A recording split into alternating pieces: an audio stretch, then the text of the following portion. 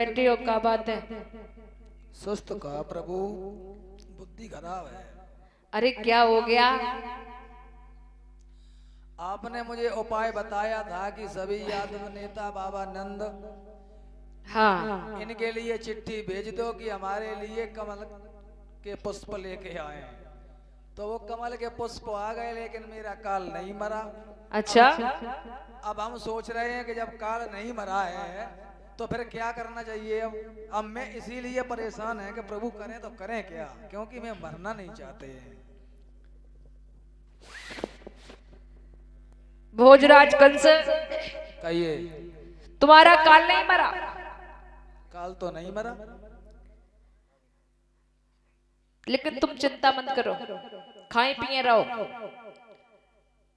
अगर मौत आएगी भी तो कोई बात नहीं, लेकिन खाए पिए रहो पहले ही से, तो मैं लगता मर रहे हो।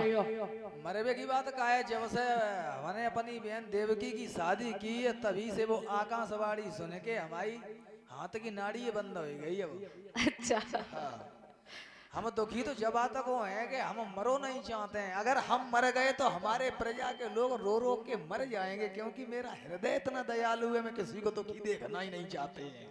भोजराज कंस, कहिए बाबा नारद। तुम काय को परेशान हो रहे हो?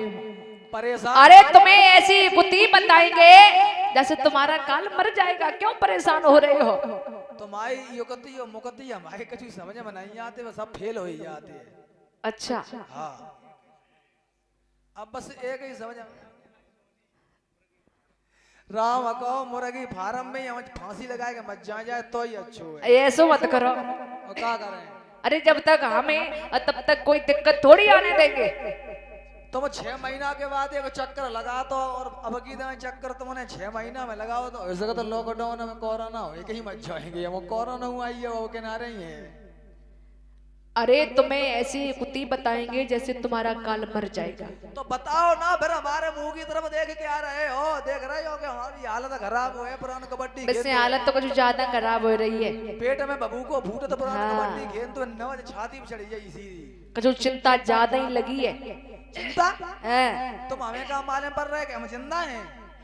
पुराना हमारे बेल टक रही ऊपर, देखो पाइप पे चांदनी के पे। अच्छा। वहीं से वहीं टूचिंग चल रही है।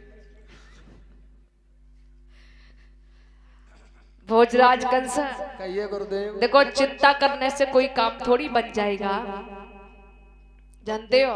तो क्या करें? चिंता नहीं करनी चाहिए, चिंता तो आदमी को खा जाती है, इसलिए चिंता नहीं करना चाहिए। सबसे बड़ी तो चिंता जब तक ये कि अब हमें नींद आए वो बंद हो गई है। संजा को मैं 10 गोली खा तो नींद वाली हो तो पूरी रात तरैया से रात नींद आती है ना है। हमें जब लगत रहती है कि काल मो जो संग ही घूमे रहो, जे आस पास काल ही घूमे रहो, जे सब हमें चाहे दिखाते कि हमारी मौत बैठी है, जे सब मौत ही मौत है। अच्छा। आओ पता नहीं किए थे कूदे पर है। अब तुम युक्ति बताओ। अब अच्छा बच्चा करके रह गए तब सो तुम। वैसे तुम मारे जाओगे, मुझे ऐसा लगता है। गुरुदेव, तुम हमारे गुरुदेव हो इसलिए बच जाते हो। तुम्हारे जैसे हजारों महात्माओं का कत्ल करके मैंने तालाब में फेंकवा दिया है, तुम बच जाते हो क्योंकि तुम हमारे गुरुदेव, इसलिए सम्मान करता हूँ मैं आपका। हाँ, सकल भी कहती है तुम्हारी। हाँ, तुम्हारे जैसे हजारों कटवाए दे हमने। हाँ, मान रहे हैं, बहुत फेंक रहे हो आज। हाँ। हाँ। अब बताओ युक्ति क्या है? तुम्हें युक्ति बताएंगे। कब बताओ? जब मस्जिद। अरे अभी बताएंगे। अब बताइए। देखो ऐसा करो, कैसा करें? तुम अपने घर में धनुष यज्ञ रचाओ। अच्छा। हाँ। ठीक। सभी रिश्तेदार हेतु को बुलवाओ और निमंत्रण बाबा नंद को भी पठवाओ। ठीक। और वहां कह देना कि अपने दोनों छोरों को लेकर के आना है, कृष्ण और बलराम को। और जब ये तुम्हारे घर आ जाएंगे, फिर जैसे चाहो तैसे मारो, खेल के मारो, चाहे पर के मारो, और जैसा मन हो तैसे मारो। बिल्कुल तुमने बात सही कही। अब तुम कांटे दे बोले हो। हाँ, तो ऐसा करो कि उनको हम बुला लें और उनको हम पूरी तरीके से रगड़ रगड़ के घसीट घसीट। हाँ, जैसे चाहो तैसे। हाँ, सोई करें, हड्डी को शर्म ही बनाए दें हम।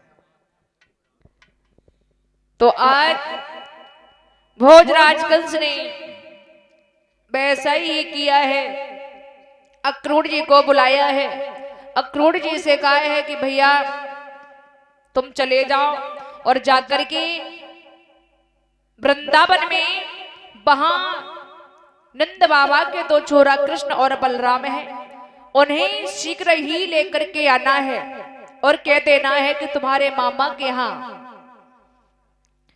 धनुष यज्ञ है, उसमें तुम्हारा निमंत्रण आया है।